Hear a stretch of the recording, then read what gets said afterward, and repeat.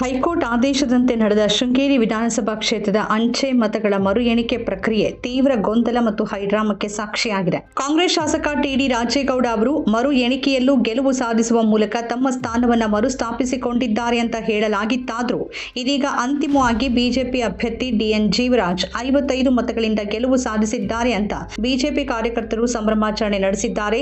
ಆದರೆ ಈ ಬಗ್ಗೆ ಯಾವುದೇ ಅಧಿಕೃತ ಘೋಷಣೆ ಬಂದಿಲ್ಲ. 2023ರ ವಿಧಾನಸಭೆ ಚುನಾವಣೆಯಲ್ಲಿ ಕೇವಲ 201 ಮತಗಳ ಅಂತರದಿಂದ ಜಯಗಳಿಸಿದ್ದ ಕಾಂಗ್ರೆಸ್ ಅಭ್ಯರ್ಥಿ ರಾಜೇಗೌಡ ಅವರಿಗೆ 2026ರಲ್ಲಿ ನಡೆದ ಮರು ಎಣಿಕೆಯಲ್ಲಿ 52 ಮತಗಳ ಅಂತರದಿಂದ ಹಿನ್ನಡೆಯಾಗಿರುವುದು ಗಮನ ಸೆಳೆದಿದೆ. ಈ ಕುರಿತು ಸುದ್ದಿಗಾರರೊಂದಿಗೆ ಮಾತಾಡಿದ ಚುನಾವಣಾಧಿಕಾರಿ ಗೌರವ್ ಕುಮಾರ್ ಶೆಟ್ಟಿ, ಶೃಂಗೇರಿ ವಿಧಾನಸಭಾ ಕ್ಷೇತ್ರದ ಅಂಚೆ ಮತಗಳ ಮರು ಎಣಿಕೆ ಪ್ರಕ್ರಿಯೆ ಹೈಕೋರ್ಟ್ ಸೂಚನೆಯಂತೆ ಪೂರ್ಣಗೊಂಡಿದೆ ಅಂತ ತಿಳಿಸಿದ್ದಾರೆ.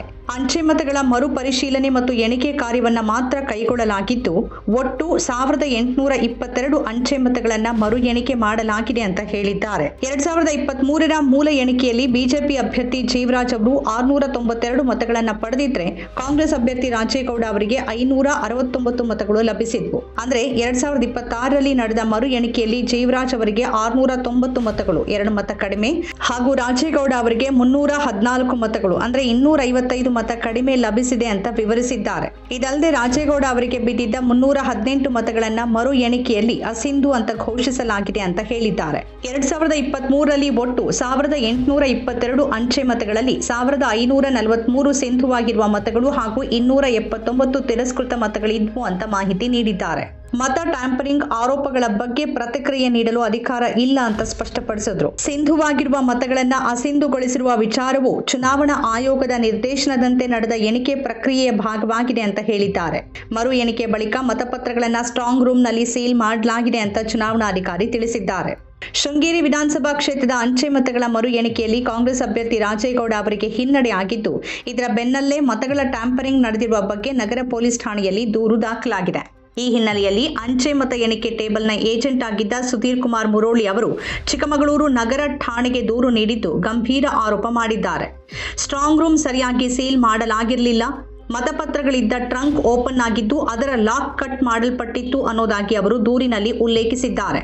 ಮತ ಟ್ಯಾಂಪರಿಂಗ್ ನಡೆದಿರುವ ಅನುಮಾನ ವ್ಯಕ್ತಪಡಿಸಿರುವ ಅವರು ರಾಜೇಗೌಡ ಅವರಿಗೆ ಬಂದಿದ್ದ 257 ಮತಗಳನ್ನ ಮರು ಎಣಿಕೆಯಲ್ಲಿ ಡಬಲ್ ಎಂಟ್ರಿ ಅಂತ ಹೇಳಿ ಅಮಾನ್ಯಗೊಳಿಸಲಾಗಿದೆ ಅಂತ ಆರೋಪಿಸಿದ್ದಾರೆ. ಒಂದೇ ಕಟ್ಟಿನಲ್ಲಿದ್ದ 170 ಮತಗಳನ್ನ ತಿದ್ದುಪಡಿ ಮಾಡಿರೋದಾಗೂ ಕೂಡ ಅವರು ದೂರಿನಲ್ಲಿ ಉಲ್ಲೇಖಿಸಿದ್ದಾರೆ.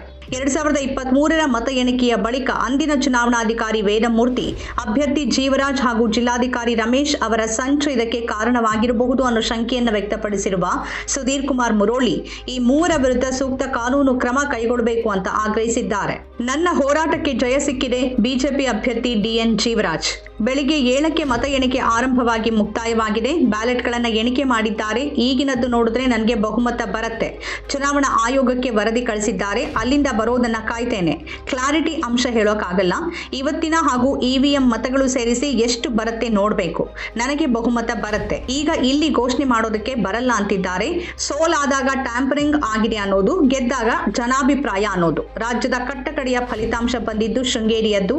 ನನ್ನ ಹೋರಾಟಕ್ಕೆ ಜಯ ಸಿಕ್ಕಿದೆ ಅಂತ ಡಿಎನ್ ಜೀವರಾಜ್ ಹೇಳಿದ್ದಾರೆ.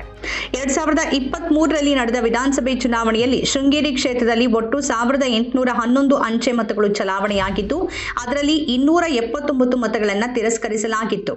ಅಂತಿಮ ಫಲಿತಾಂಶದಲ್ಲಿ ಕಾಂಗ್ರೆಸ್ ಅಭ್ಯರ್ಥಿ ಟಿಡಿ ರಾಜೇಗೌಡ ಅವರು 201 ಮತಗಳ ಅಂತರದಿಂದ ಗೆಲುವು ಸಾಧಿಸಿದ್ರು. ಈ ಫಲಿತಾಂಶವನ್ನು ಪ್ರಶ್ನಿಸಿದ ಬಿಜೆಪಿ ಅಭ್ಯರ್ಥಿ ಜೀವರಾಜ್ ಅವರು ಹೈಕೋರ್ಟ್ಗೆ ಅರ್ಜಿ ಸಲ್ಲಿಸಿದ್ರು. ಅರ್ಜಿಯ ವಿಚಾರಣೆ ನಡೆಸಿದ ಹೈಕೋರ್ಟ್ ಏಪ್ರಿಲ್ 6ರಂದು ಮಹತ್ವದ ಆದೇಶ ನೀಡಿ ತಿರಸ್ಕೃತಗೊಂಡ 279 ಅಂಚೆ ಮತಗಳನ್ನು ಮರುಪರಿಶೀಲನೆ ಮಾಡಿ ಬಳಿಕ ಎಲ್ಲ ಅಂಚೆ ಮತಗಳನ್ನು ಮರು ಎಣಿಕೆ ಮಾಡಿ ಹೊಸ ಫಲಿತಾಂಶ ಪ್ರಕಟಿಸುವಂತೆ ಸೂಚಿಸಿತ್ತು. ಇದರ ಬೆನ್ನಲ್ಲೇ ಶಾಸಕ ಟಿಡಿ ರಾಜೇಗೌಡ ಅವರಿಗೆ ಆಕ್ಷೇಪಣೆ ಸಲ್ಲಿಸಲು 2 ವಾರಗಳ ಕಾಲಾವಕಾಶ ನೀಡಲಾಗಿತ್ತು. ಏಪ್ರಿಲ್ 20ರಂದು ಈ ಅವಧಿ ಮುಕ್ತಾಯವಾದ ಹಿನ್ನೆಲೆಯಲ್ಲಿ ಜಿಲ್ಲಾ ಚುನಾವಣಾಧಿಕಾರಿ ಮತ ಎಣಿಕೆ ಪ್ರಕ್ರಿಯೆಗೆ ಮುಂದಾಗಿದ್ರು. ಇದೀಗ ಅಂಚೆ ಮತಗಳ ಮರು ಎಣಿಕೆ ಪ್ರಕ್ರಿಯೆಯಲ್ಲಿ ಕಾಂಗ್ರೆಸ್ನ ಟಿಡಿ ರಾಜೇಗೌಡ ಅವರಿಗೆ ಹಿನ್ನಡೆಯಾಗಿದ್ದು ಹೊಸ ವಿವಾದಕ್ಕೆ ಕಾರಣವಾಗಿದೆ.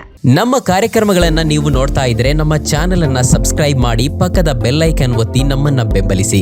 ಹಾಗೆ ನಮ್ಮ ಕಾರ್ಯಕ್ರಮಗಳನ್ನ ಲೈಕ್ ಮಾಡಿ, ಕಮೆಂಟ್ ಮಾಡಿ, ಅದನ್ನ ಬೇರೆಯವರಿಗೂ ವಾಟ್ಸ್ಆಪ್ ಮೂಲಕ ಶೇರ್ ಮಾಡಿ. ನೀವು ಹೀಗೆ ಮಾಡಿದಾಗ ನಮ್ಮ ಚಾನೆಲ್ ಮತ್ತಷ್ಟು ಜನರಿಗೆ ತಲುಪಲು ನೀವು ನಮ್ಮೊಂದಿಗೆ ಸಹಕರಿಸಿದ ಹಾಗಾಗುತ್ತೆ. ಇದು ನೀವು ಯಾವುದೇ ಖರ್ಚಿಲ್ಲದೆ ಕೆಲವೇ ಸೆಕೆಂಡುಗಳಲ್ಲಿ ನೀಡಬಹುದಾದ ಸಹಕಾರ. ಧನ್ಯವಾದಗಳು.